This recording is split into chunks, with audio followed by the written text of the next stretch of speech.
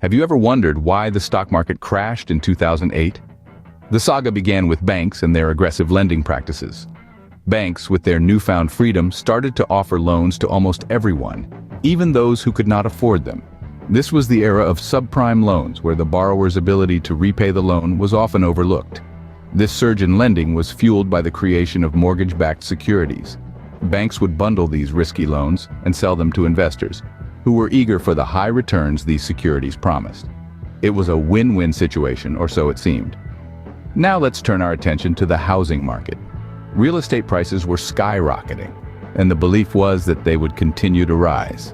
This overconfidence led to what we now know as the housing bubble. People were buying homes they couldn't afford, banking on the idea that they could sell them later at a profit. But, as the saying goes, what goes up must come down. The housing market was no exception. As more and more people defaulted on their loans, the true value of these mortgage-backed securities became apparent. The overconfidence in the stability of the housing market began to waver. As the housing bubble grew, so did the risk. So, what happened when the bubble burst? Let's rewind to 2008. Housing prices began to plummet.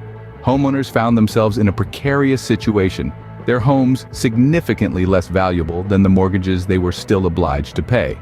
This led to a tidal wave of defaults on home loans, a situation few had anticipated.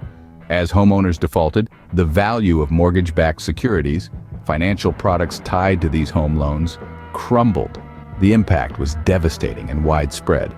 Major banks and financial institutions, which had heavily invested in these securities, saw their balance sheets bleed red. The domino effect was in full swing. Trust, the lifeblood of financial systems, evaporated. Banks became wary of lending to each other, leading to a severe liquidity crisis. No one wanted to be left holding the bag if another institution collapsed. And collapse they did. Lehman Brothers, a titan of Wall Street, filed for bankruptcy, sending shockwaves through the global economy. This was not just a failure of one institution, but a stark symbol of a system-wide failure. This was the start of a global financial meltdown. The aftermath was felt all around the world, but how does this correlate with today's market? The global reverberations of the 2008 crash were profound, plunging economies into recession, skyrocketing unemployment rates, and prompting government bailouts. The echoes of this financial catastrophe can still be heard today. Recent warnings from market experts suggest a disturbing familiarity. Jeremy Grantham, a renowned investor, draws parallels between the current market conditions and those of the pre-crash era. He speaks of potential bubbles in the housing and stock markets, similar to the overconfidence and aggressive lending that led to the 2008 disaster. His forecasts, though bleak, are a reminder of the cyclical nature of financial markets. Mike Wilson, chief stock strategist at Morgan Stanley, echoes Grantham's cautionary stance. He warns of downside risks to the stock market and predicts an earnings recession akin to the grim year of 2008.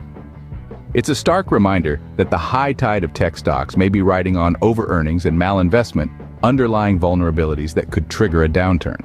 Despite these ominous predictions, it's crucial to remember that every market cycle offers both risks and opportunities.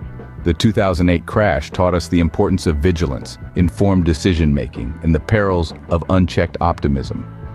While history doesn't repeat itself, it often rhymes. As informed individuals, we must remain vigilant and learn from the past.